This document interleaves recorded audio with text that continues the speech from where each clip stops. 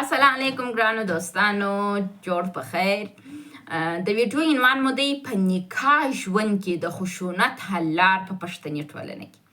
موږ په پښتني ټولنه کې نکاح کوو، دا خو ټوله په پوهیږو چې نکاح کوو، او د نکاح وروسته د خشونت سره مخ کیږو. دا خشونت یا کیدای سي د میړه د خوا او یا هم کیدای سي د ښځې د خوا. راځو په پښتني ټولنه کې د خشونت د منځه وړلو هغه حل لار څه ده، څنګه کولی شو چې خشونت مخه ونیسو. اول، پښتون اسلام مني.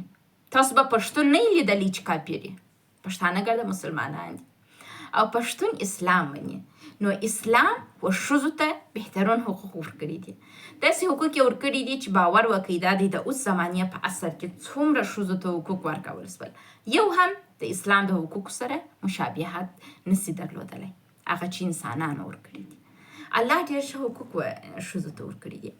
اولین څه چې تاسو مخکې له دې چې واده وکړئ باید تاسو چې په پوه په قرآن پوه په حدیث پوه، مخصوصا هغه حدیثونه او د قرآن هغه حدیثونه چې د قرآن شریف هغه آیتونه او هغه حدیثونه چې د روابطو اړوند دي او د مشترک ژوند اړوند دي، دوی باید اړوند یې دقیق معلومات ولرئ. حقوق ولولئ. حقوق د انسانانو په اسلام کې څه رقم دي.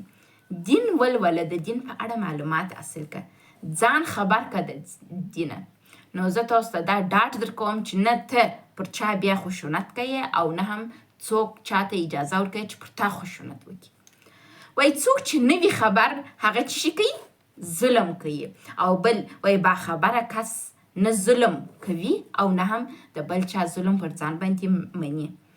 زه یو مثال درته ورکړم. ما چې اول سر واده وکړي، زما د اول خواښې چې زما د اولې نکاح خواښې قرآن شریف یې د رویه نه سوی ویلی.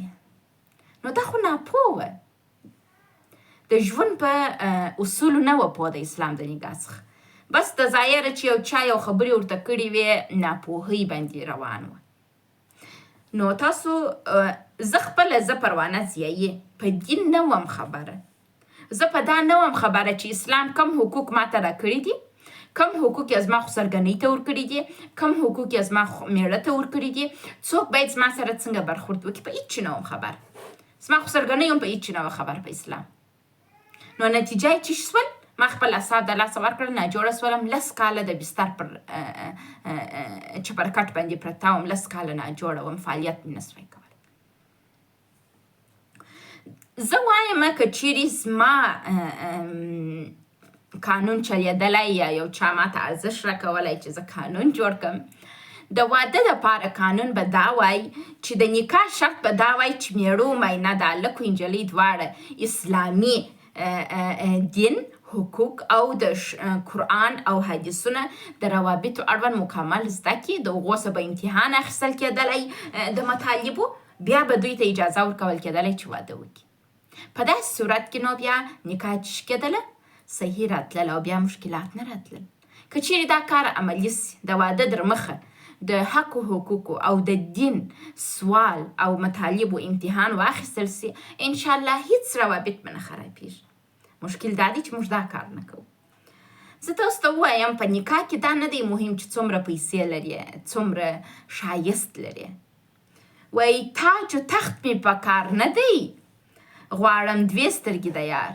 که چیرې اسلام مطالعه سي نو بیا به ښځې په تاج و تخت پسې نه ځي، نارینه به په ښایست پسې نه ځي، دوی به دا 2 سترګې د یو وفادارې ښځې خوښوي.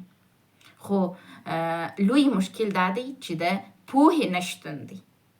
د پوهې نشتون د دې سبب کېږي چې خشونتونه راسي، او د خشونت حل لار همدا ده چې موږ په اسلام ځان پوه کړو. مننه.